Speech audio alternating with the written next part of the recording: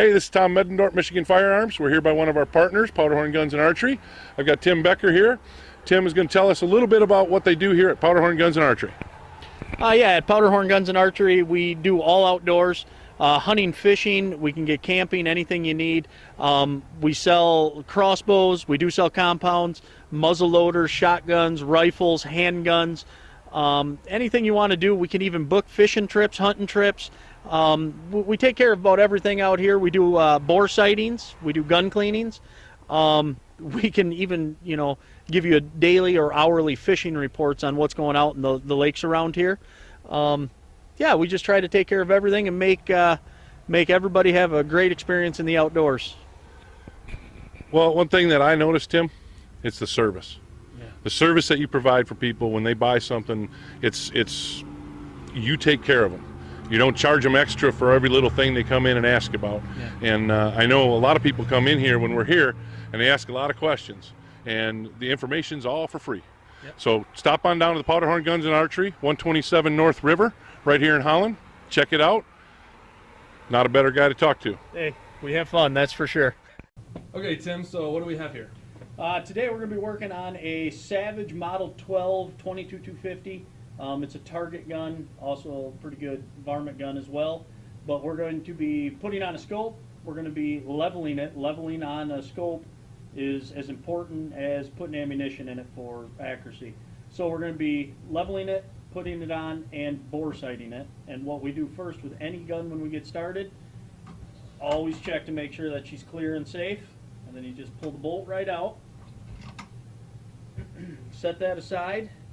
And we're going to start off by grabbing leveling kits. What I use here is just a simple level system. This fits right into the action of your gun, slides in, and you can see on your levels if your gun's level or not. And as you can see, it's not level, so you've got to fix this to make sure that you sit perfectly level in whatever rest you're using. Now, why do you have to level the gun? When you're out shooting, the gun doesn't have to be level. So Correction. What's the significance? When you're out shooting, the gun should, for accuracy and for long distance shooting, you need to have a level gun. For the same reason that, right, I thought that was going down. For the same reason that right now we have to make sure everything's level. While firing, if your gun is canted, so is your scope then. Right. So you have to make sure that it's level. But for this reason right here, we want to make sure that it's level so everything is perfect for when we boresight it. So we've taken away any human error possible out of your accuracy. So we've got the action leveled in the actual rest right now. So we know that the gun is as level as we can make it left to right. So what we're going to do now is we're going to pop our scope up top. And now we got that set there. So right now we can't just jump into leveling it. We're going to take our scope caps, our ring tops, and we're going to put them on there. Going to get front and back. And now all I'm going to do, and check your screw tops. There's so many different types out there. You've got straight slots, you've got Phillips, you've got Allen head, you've got star bits. This one and a lot of them that you deal with happen to be a T15 Torx bit. Now, one of the common mistakes made when mounting a scope is that you get them on there and you just start tightening them. That's definitely not what you want to do. They have to be equally tightened on equal sides. So if you have a gap of an 1/8 of an inch on one side, I'm just using that as an example, the other side needs to be an 1/8 of an inch as well. And as you tighten it down, which I'll show you here shortly, you have to go from one. I like to start myself on the back side and then go to the front side on the other side to pinch it down even. Otherwise, when you do put your level up here, which I'll show you, you can see it get out of whack. So what I'm going to do right now, I'm going to take this and just start them. Strictly start them, and that's it. And this one actually has 6 screws on it. So I'm going to start 4 of them on each one just to get started.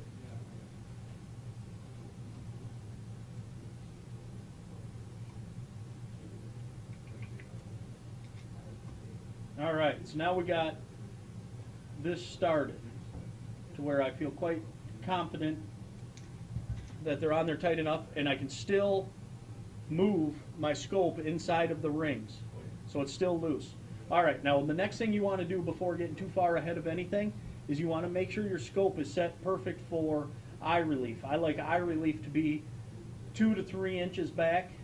Being a 22-250, the recoil is less when you start working on your bigger guns into your 30 calibers and whatnot. You want to make sure that there's plenty of eye relief, which means eye relief from your scope back to your forehead. So you stop yourself from a situation of scope eye. And a lot of times what it comes down to. Scope eye, for those who don't know, is when you shoot your gun and the scope comes back Yep. and hits your eye, Yep. and you get a nice little crescent moon above your eye, possibly on your forehead. Absolutely, and it's not a pleasant thing, and it doesn't matter if you shot, you know, that firearm one time or 200. It's something that can happen, so you got to be careful. A lot of times you can judge it off of the tang of your gun. The tang of your gun is back where your action bolt is in the rear above the trigger mechanism. This one I know is in the area it needs to be as of right now, and if you want to know for yourself, you put it up to you and you look through it, and that you can see through it immediately that it all lines up for you. Okay, so I've got a level system on my action right now.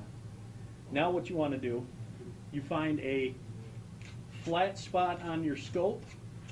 A lot of times scope caps are flat across the top, and so are your turret dials. So what I'm going to do is put this up there, and here's a little advice on keeping your leveling system up there. And 99% of the time I use this, it just so happens with this scope I don't need to. Put a little bit of grease on it, something that you can still level it, but it'll help it stick to the top. So right now, if we want to get, should we get a zoom up of this so you can see that level? Or what you want to do is you want to level this. Okay. You want to level your scope. Give me 1 second. And you want to make sure that your action is still level, which they both are, but I want to be perfect.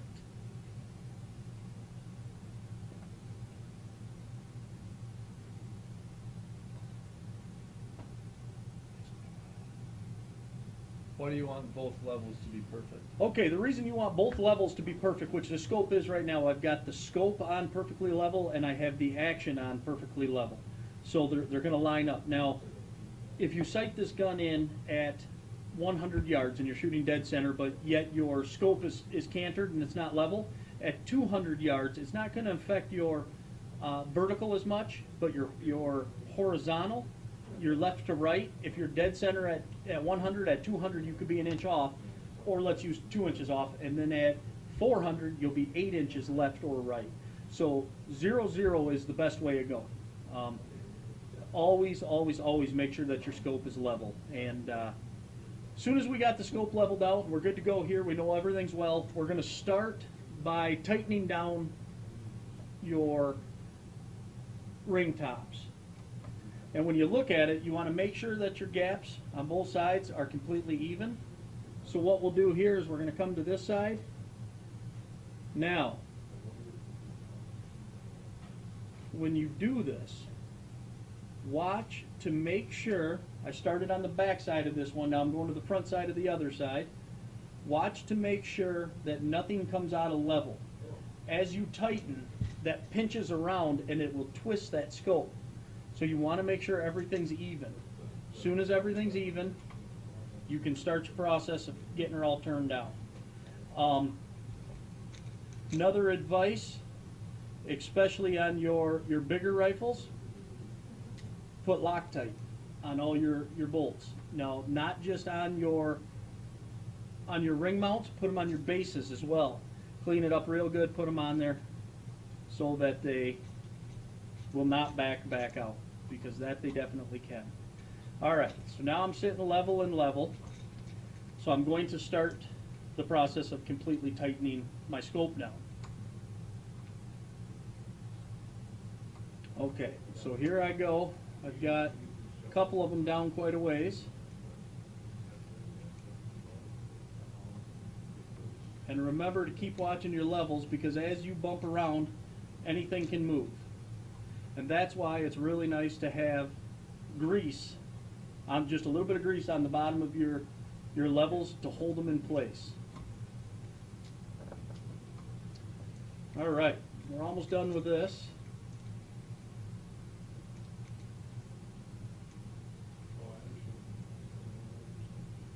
All right, now I'm going to put the final tight down. Everybody, a lot of misconception is that you really got to reef them down. You want them tight, but it's simple to either crush your scope, your tube, which this one happens to be a 30 millimeter. Most common is probably your 30 millimeters and your 1-inch tubes. You can crush those, and that ruins the scope. Or you can snap the bolts off. So you want to make sure you do them even and you do them correct. So you get it into where it's tight.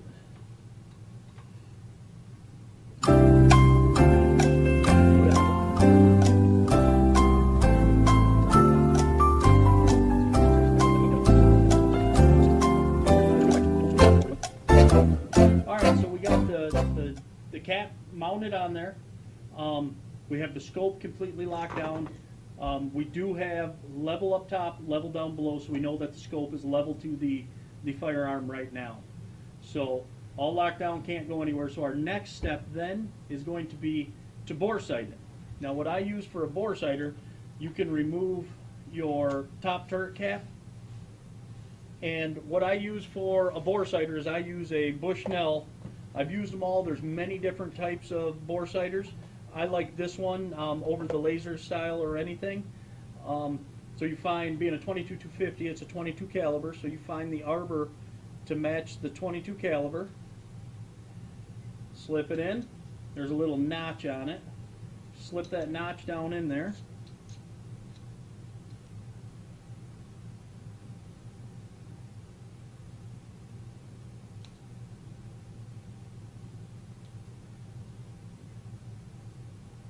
And you come to the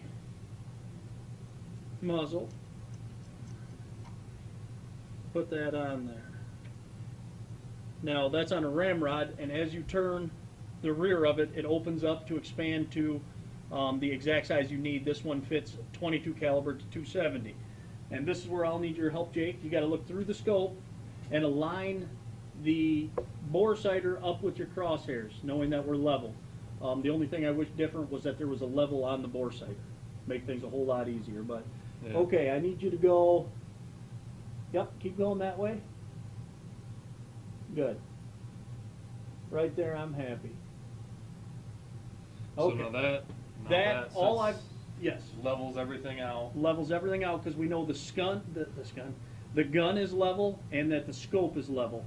So now that the boresighter is level with all that, we can continue now to boresight it. You want to look down there and see what it looks like? Yeah.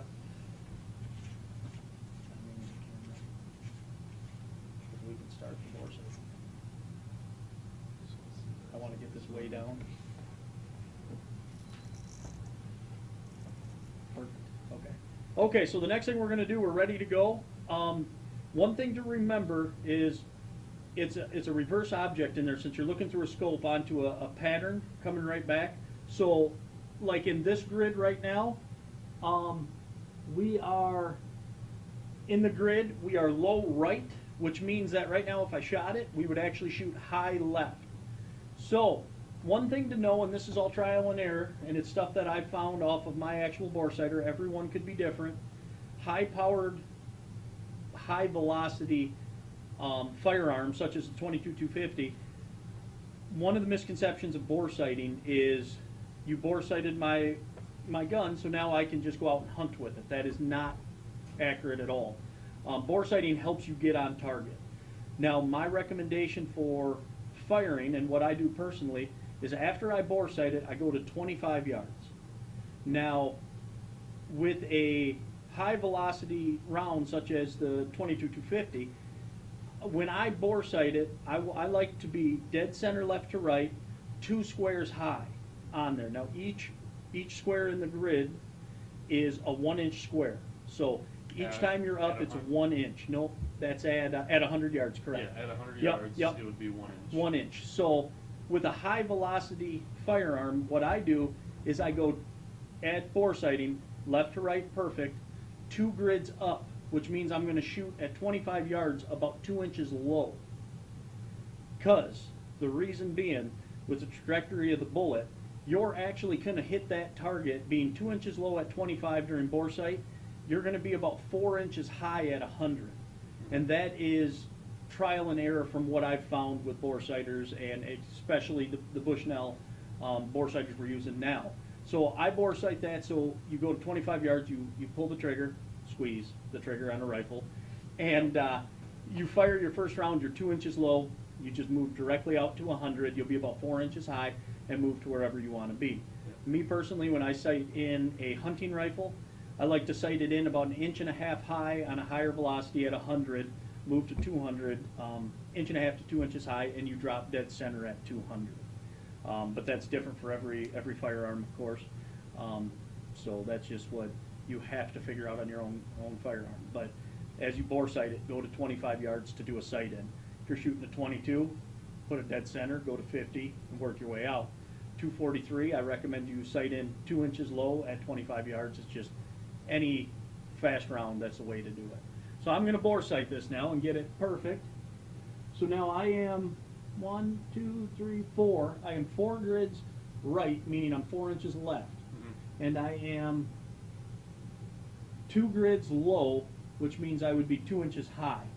So as you go to change it in the bore sighter, you look on your dials, it'll say, you know, 1/4 inch click is, 1 click is 1/4 inch at 100 yards, or however it's written in your scope, but you'll always have a down and an up. So if you're low, you actually in your scope want to move your scope down. That will move you up because of being reversed in there. So I'm going to move it down. Draws me right up to 0. Now I'm going to go 2 grids high here. There's 1 grid. There's 2 grids. Now I'm shooting right, so I'm going to want to move it left. No, I'm going to want to move it right.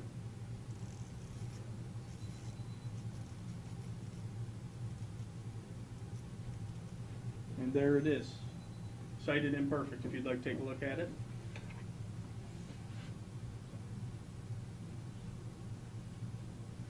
So you're centered in the middle for Yep. left to right. Yep. And you got 2 squares high. Which means at 25 I will be 2 too inches low. low. Yep, 2 Yep. inches low, so that I'll shoot 1 round at 25 and move directly out to 100.